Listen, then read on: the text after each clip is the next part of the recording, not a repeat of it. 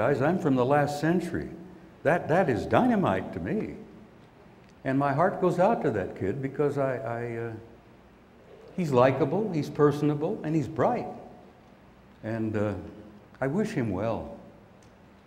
I hope to hell he can pull it off. He's got so damn much on his plate. But he ain't gonna disclose this subject anytime soon, because he's not ready for this. I don't even think he's been briefed yet on what this is all about. You all know the story of what happened to Jimmy Carter, who promised to everybody that when he was elected, he was going to release all of the UFO information. He got into Washington and he got his national security briefing. He walked out of his briefing with tears in his eyes. Apparently, the director of Central Intelligence said, "Mr. President, you don't have a high enough clearance, sir, to have access to all this material." Now, can you believe that?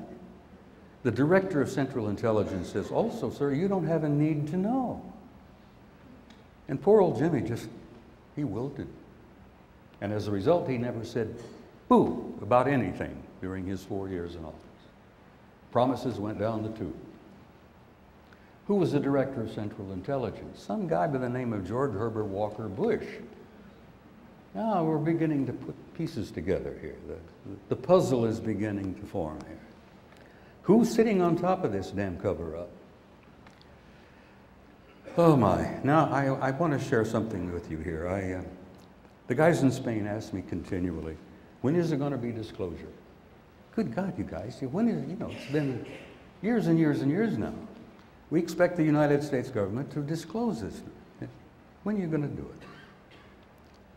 And I said, guys, hold your breath. It ain't going to happen anytime soon because it's too big a story. And then, of course, Greer and Bassett were there at the conference. And, well, let me give you a small parable here. I've got a little parable I've prepared. It's called The Three Stephens in the Apocalypse.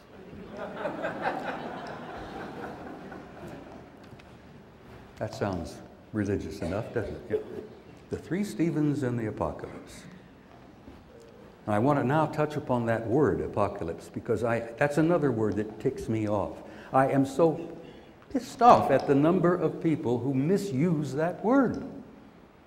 Most of my fundamentalist friends, and I have a few still, yet after all these years, keep talking about the four horsemen of the apocalypse. Oh my God, we're doomed, War, famine, plague, pestilence. The four horsemen are riding.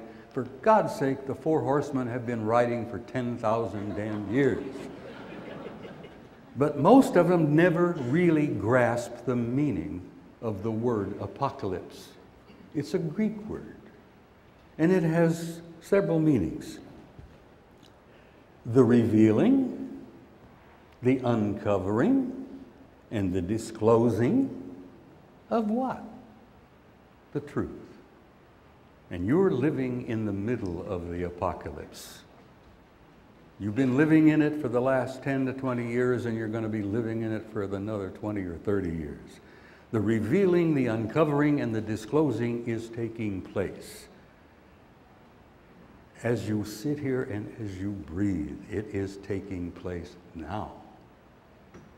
But I got into this little tangle with Greer and Bassett. I respect them both. They're decent guys. I've known Stephen Greer for years. They keep hammering away. They have these conferences in Washington, and they keep prodding the Congress, and they keep prodding the government. And you've got to have a committee. You've got to reveal this material. You've got to tell the American people the truth, blah, blah, blah. And the government, pardon me, but they give them that middle finger, in the air. Excuse me, ladies, I'm sorry, that's rather rude, but the government does that to Greer and Bassett. And they go back and they say, well, maybe next week, maybe next month. Oh, a new administration. Ooh, we've got Podesta, who worked for Clinton. We've got Panetta, who worked for Clinton. And we got a young president who I believe is honest and transparent and is going to tell us the truth. I said to Bassett and Greer, don't hold your breath, guys. it ain't going to happen. That new president ain't going to put that on his plate, not if he can avoid it.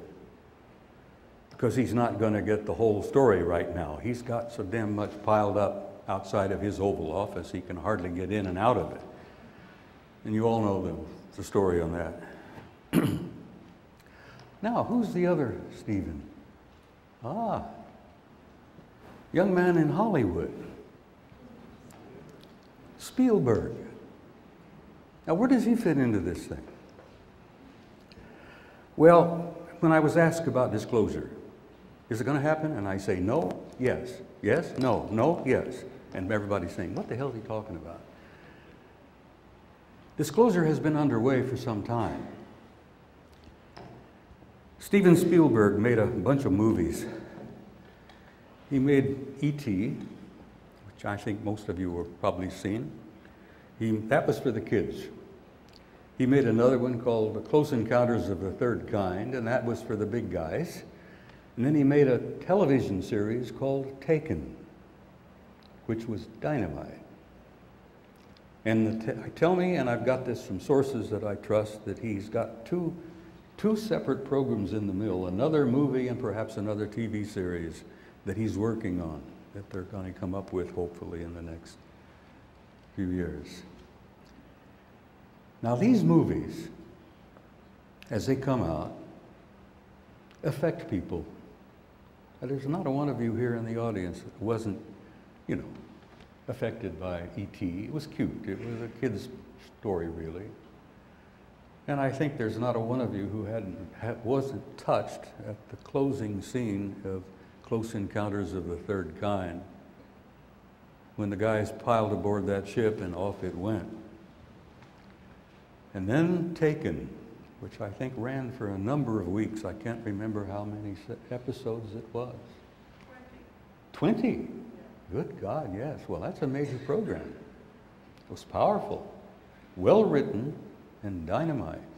And it had so much classified material in it that most people, I don't think, ever realized that they were looking at classified material.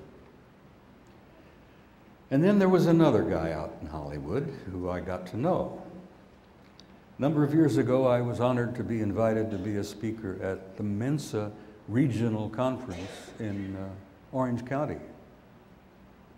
And I was honored to be invited, and I went and spoke to the Mensa crowd. And the guest of honor at that particular regional conference was a dude with the name of Chris Carter. He was the producer-director of the X-Files, as most of you know. After presentations and all, and drinks, you know, I got him aside, and we're standing there sipping away. Fruit juice, of course. Pulled him over and I says, Chris, you got to level with me. I says, I've been watching your program here now for some time. I think it had been underway for about 6 years at that time. And I said, it's impressive. Some of your stories are dynamite. Some of your stories aren't worth powder to blow them away. But it's a pretty decent series. But I says, I want to ask you something. There are 3 incidents, 3 episodes of your X-Files that I happen to know are highly classified government secrets. And I've been on the inside. I knew these things to be classified. And here they are, I'm seeing on the X-Files, for God's sake. And I says, how the hell do you guys do that? He says, I've got some great writers. And I said, bullshit, nonsense, poppycock, you know. What is it, the old British ancestors? Balderdash. I said, you can't tell me that your writers have come up with classified material that they've dramatized that are right on and are still classified. And he looked around and he got a sheepish grin on his face and he says, well, yeah, we've been getting some story ideas from a variety of sources. I said, where? And he said, well, I can't really say, but we've been getting some promotional ideas from different people. And I said, well, you're right on. And I laid them out for him. These 3 particular cases were classified and still are classified. And all he did, he looked at me sheepishly and he grinned and he says,